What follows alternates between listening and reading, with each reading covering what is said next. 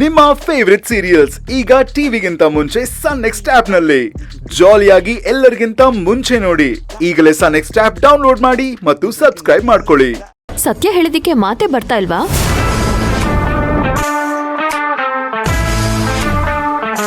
ಸುಳ್ಳನ್ನ ಯಾರ್ ಬೇಕಾದ್ರೂ ಹೇಳ್ತಾರೆ, ಆದ್ರೆ ಸತ್ಯ ಹೇಳೋದಿಕ್ಕೆ ಧೈರ್ಯ ಬೇಕು. ಆ ಧೈರ್ಯ ನನಗಿದೆ. ನಾನು ಆ ಸತ್ಯನ ಹೇಳ್ತೀನಿ. ಹೇಳ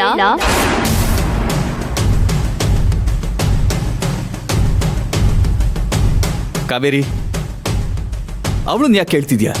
ಏನಾಯ್ತು ಅಂತ ನೀನೇ ಹೇಳು. ಸರ್, ನಿಮ್ಗೆ ಸ್ಲೋ ಪಾಯ್ಸನ್ ಕೊಟ್ಟು ಪ್ರಬಲ ನಿಮ್ಮನ್ನ ಸಾಯಿಸೋದಿಕ್ ನೋಡಿದ್ರು.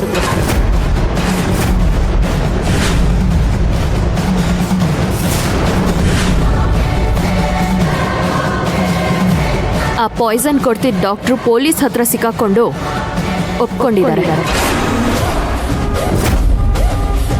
ಈ ವಿಷಯ ನನಗ್ ಗೊತ್ತಾಗಿ ಇಂಥವ್ರನ್ನ ಸುಮ್ಮನೆ ಬಿಡಬಾರ್ದು ಅಂತ ನಾನು ಕಂಪ್ಲೇಂಟ್ ಬರ್ದ್ಕೊಟ್ಟೆ. ಆ ಆಧಾರದ ಮೇಲೆ ಪ್ರಬಲನ್ನ ಅರೆಸ್ಟ್ ಮಾಡಿದ್ದಾರೆ.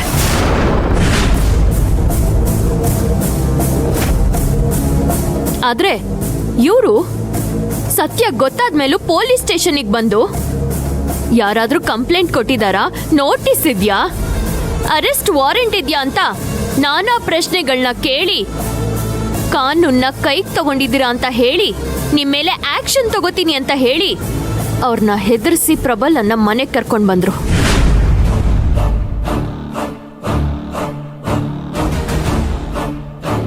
ಕಾವೇರಿ, ನೀನ್ ಹೇಳ್ತಾ ಇರೋದು ನಿಜನಾ? ಅಪ್ಪ ಅಪ್ಪ ಪ್ಲೀಸ್ ಲಿಸನ್ ಟು ಮೀ. ಅವಳು ಸುಳ್ಳು ಹೇಳ್ತಾ ಇದ್ದಾಳೆ. ಸುಮ್ಮನೆ ಇರು. ಕಾವೇರಿ, ನೀನ್ ಹೇಳು, ನೀನ್ ಹೇಳ್ತಾ ಇರೋದು ನಿಜನಾ? ನಿಜಾನೇ ಸರ್. ಅಪ್ಪ, ಇದೆಲ್ಲ ಕಟ್ಟು ಕಥೆ ಅಪ್ಪ. ಪೊಲೀಸ್ ಅವ್ರನ್ನ ಬುಟ್ಟಿಗೆ ಹಾಕೊಂಡು ಪ್ರಬಲನ್ ಮೇಲೆ ಗೂಬೆ ಕೂರಿಸಿ ಅರೆಸ್ಟ್ ಮಾಡಿಸಿದಾಳೆ. ಇದನ್ನೆಲ್ಲ ನಂಬೇಡಿ. ಇದು ಕತೆ ಅಲ್ಲ ಸರ್, ಇದು ನಿಜಾನೇ. ಇದಕ್ಕೆ ಸಾಕ್ಷಿ ನಿಮ್ಗೆ ಟ್ರೀಟ್ಮೆಂಟ್ ಕೊಡ್ತಾ ಇದ್ದಿದ್ದ ಡಾಕ್ಟರು ಮತ್ತು ಆ ರಿಪೋರ್ಟ್ಗಳೇ. ಇದೆಲ್ಲ ಸುಳ್ಳಾಗೋದಿಕ್ ಸಾಧ್ಯನೇ ಇಲ್ಲ ಅಲ್ವಾ? ಅಪ್ಪ ಅಪ್ಪ ಪ್ಲೀಸ್, ಇವಳು ನಮ್ಮ ಮನೆ ಒಡೆಯೋದಕ್ಕೆ, ನಮ್ಮನ್ನ ನಿಮ್ಮಿಂದ ದೂರ ಮಾಡೋದಕ್ಕೆ ಈ ತರ ಒಂದು ಸುಳ್ಳಿನ ಜಾಲನೇ ಸೃಷ್ಟಿ ಮಾಡಿದ್ದಾಳೆ. ದಯವಿಟ್ಟು ನಂಬೇಡಿ. Stop it. ನಿನಗೆ ಎಲ್ಲ ವಿಚಾರ ಗೊತ್ತಾದ್ಮೇಲೂ ಕಾವೇರಿ ಹೇಳ್ದಾಗೆ ಪ್ರಬಲನ್ನ ಮನೆ ಕರ್ಕೊಂಡ್ ಬಂದ್ಯಾ?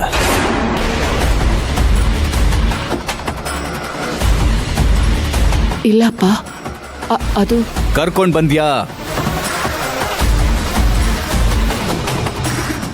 ಅಪ್ಪ, ಅದಕ್ಕೆ ಬೇರೆ ಕಾರಣ ಇತ್ತು. ಕೇಳಿದ್ದಕ್ಕೆ ಉತ್ತರ ಕೊಡು. ಸತ್ಯ ಏನು ಅಂತ ನೀನು ಒಪ್ಕೊಂಡ್ರೆ ಸರಿ, ಇಲ್ಲ ಅಂದ್ರೆ ನಾನ್ ಕಂಡು ಹಿಡಿದ್ರೆ ಪರಿಣಾಮ ನೆಟ್ಟಿಗಿರಲ್ಲ. ಹೌದೌದು.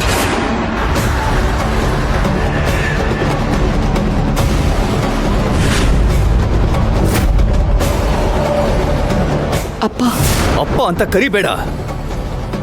ಅಪ್ಪ ಅಂತ ಕರೆಯೋ ಅರ್ಹತೆ ನಿನಗಿಲ್ಲ.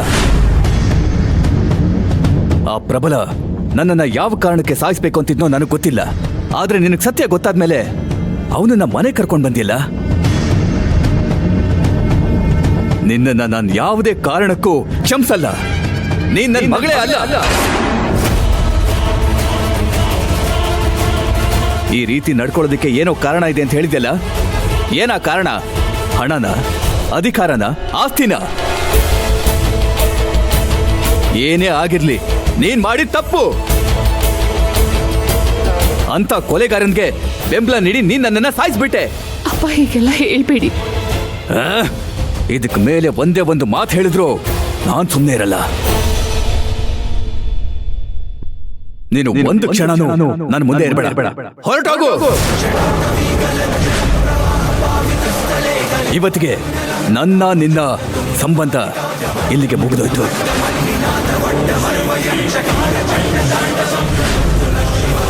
ಇನ್ನು ಮುಂದೆ ಈ ಮನೆಯಿಂದ ನಿನಗೆ ಒಂದು ಬಿಡಿಕಾಸು ಸಿಗೋದಿಲ್ಲ. ನಿನ್ನ ಪಾಲಿನ ಎಲ್ಲ ಪ್ರಾಪರ್ಟಿನ ಟ್ರಸ್ಟಿಗೆ ಟ್ರಾನ್ಸ್ಫರ್ ಮಾಡ್ತೀನಿ. ಹೊರಟೋಗು. ಅಪ್ಪ ಪ್ಲೀಸ್, ಹಾಗೆಲ್ಲ ಹೇಳ್ಬೇಡಿ ಅಪ್ಪ. ಅಪ್ಪ ಅಪ್ಪ ಅಂತ ಕರಿಬೇಡ ಅಂತ ಎಷ್ಟು ಸಲ ಹೇಳ್ದೆ? ಮತ್ತೆ ಮತ್ತೆ ಅಪ್ಪ ಅಪ್ಪ ಅಂತ ಹೇಳ್ತಾ ಇದ್ಯಾ? ಬಾ ಅಪ್ಪ. ಬಾ ಅಂದೆ. ಅಪ್ಪ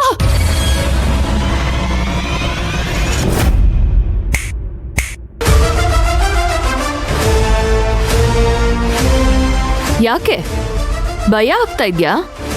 ಈ ವಿಷಯಗಳನ್ನ ಹೇಳಿದ್ರೆ ಏನಾಗ್ಬೋದು ಅಂತ ಕಣ್ಮುಂದೆ ಬರ್ತಾ ಇದ್ಯಾ?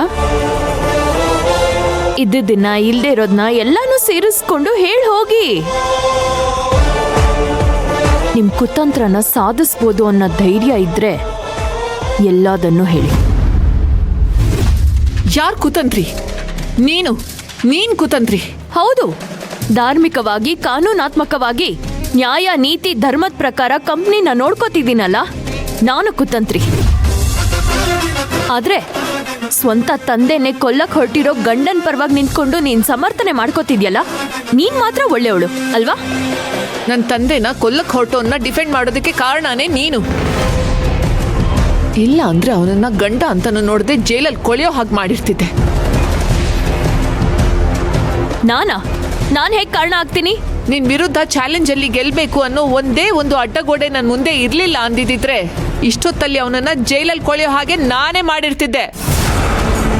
1 kg ಅಕ್ಕಿಯಲ್ಲಿ 10 ಕಲ್ ಸಿಕ್ಕಿದ್ರು ಸಾಕು, ಅದು ಕಳಪೆ ಗುಣಮಟ್ಟದ್ದು ಅಂತ ಅನಿಸ್ಕೊಳತ್ತೆ.